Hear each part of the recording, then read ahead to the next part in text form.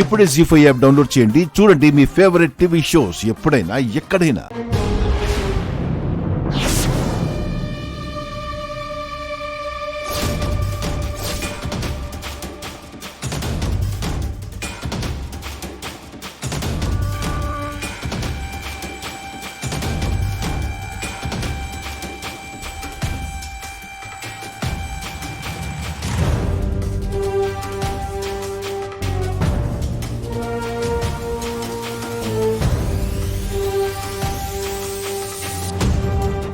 సీత,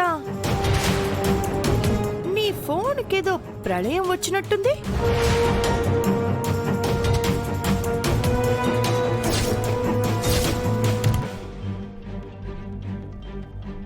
గుండె ఆగిపోయేలా ఉందా? కాళ్ళ కింద భూమి కదిలినట్టుందా? కళ్ళు బైర్లు కమ్మాయా?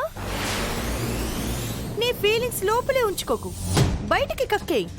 లేకపోతే ఎసిడిటీ ఫామ్ అయ్యి స్టమక్ పెయిన్ వస్తుంది. ఇప్పుడు నువ్వు ఫీల్ అవుతున్నావే అలాంటి ఫీలింగ్స్ రామ్తో కలిసి నువ్వు ఒక రోజంతా బయట తిరుగుతూ నాకు ఫోటోలు పంపి వీడియో కాల్స్ చేసినప్పుడు నేను ఫీల్ అయ్యాను. కాకపోతే అప్పుడు నా ఫీలింగ్స్ షేర్ చేసుకోవడానికి నా చుట్టూ జన, గిరి, అర్చన, ప్రీతి ఉన్నారు. పాపం ఇప్పుడు నీ పక్కన ఎవ్వరూ లేరు. నువ్వు ఒంటరిగా కుమిలిపోవాలి. అచ్చు తప్పత్తా, అదే మీ భాషలో రాంగ్ వరుడు.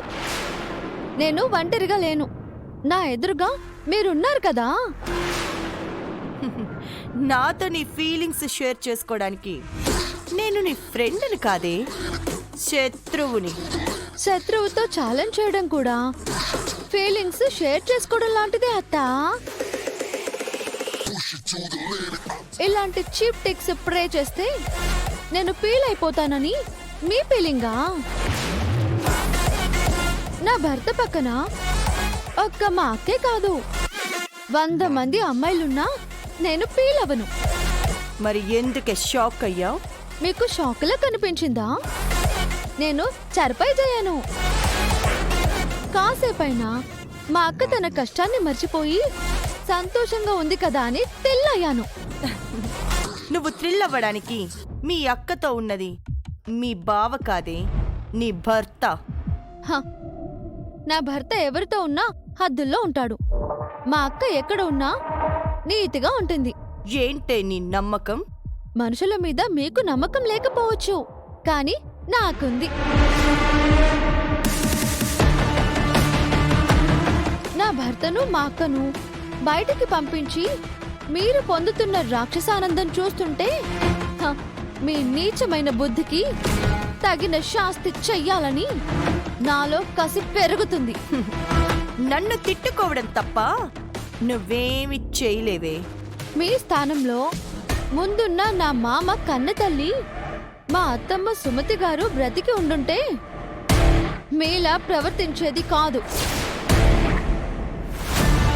మీ ఆలోచనలు, కుట్రలు చూస్తుంటే మీరే మా అత్తమ్మను ఏదో చేసి మావేను వల్లో వేసుకుని ఈ ఇంట్లోకి అడుగు పెట్టారేమో అనిపిస్తుంది.